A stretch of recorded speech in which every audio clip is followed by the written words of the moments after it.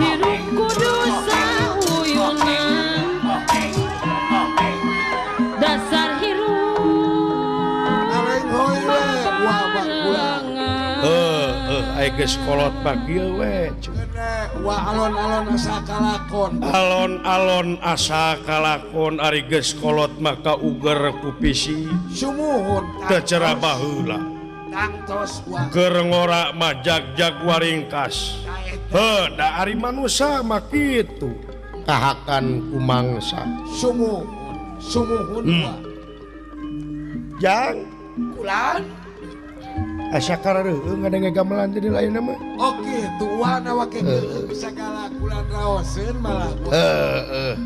ari ngadenge gamelan mah gumantung kana kaayaan urang sumuhun lamun hate keur hegar ngadenge gamelan teh asa hegar eta keur tentrem keur ayem mah wa keur tentrem keur ayem asa genah ngadengekeun gamelan sumuhun tapi kadang lamun urang hate keur tegarna ngadenge gamelan teh asa dinyeri asa leuwih nyeri asa deukeut kana pimawan dala nya kitu ujang maklum urang mah jiwa seni taeta jiwa ari kangaranan seni teh ucu ulina jeung rasa sumuhun ulin jeung rasa ulin jeung rasa nu matak timimiti ayeuna kaharep geura pake eta perasaan urang salaku manusia sumuhun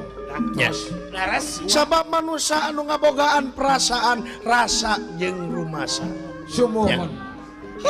eta kulan ulin jeung seni jang kulan genah bener ucu ti istri harang panon wa dipikir-pikir ku uwa eta gamelan sakitu beda-beda beda-beda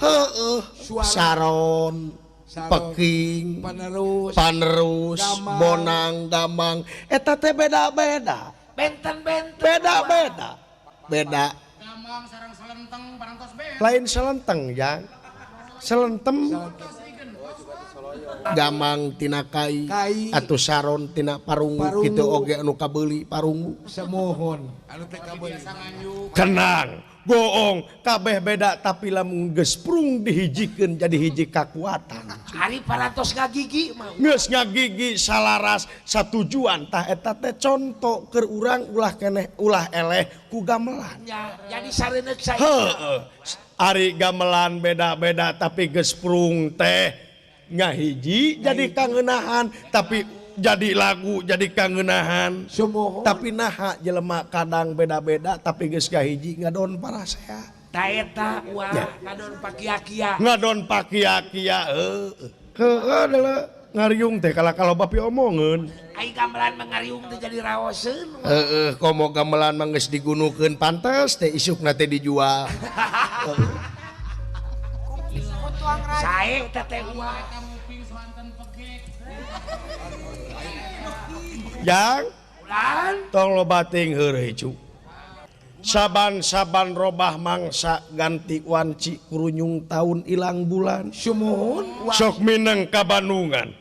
sanajan urang manusia ngalamun salaput umur kahayang patema-tema karep hanteu reureuh-reureuh sumuhun angin kadar tinu kawasa nu bakal kasorang jeung karanapan karasaos saperti anu dialaman ku uwa ayeuna laras nying hareupan kaayaan alam kiwari alam kumaha wa kiwari aduh heueuh jelema teh asa geus teu wawuh deui jeung alam cu sareng lingkungan jeung lingkungan teh asa patukang tongong asa toja iya asa patoja iya limbah-limbah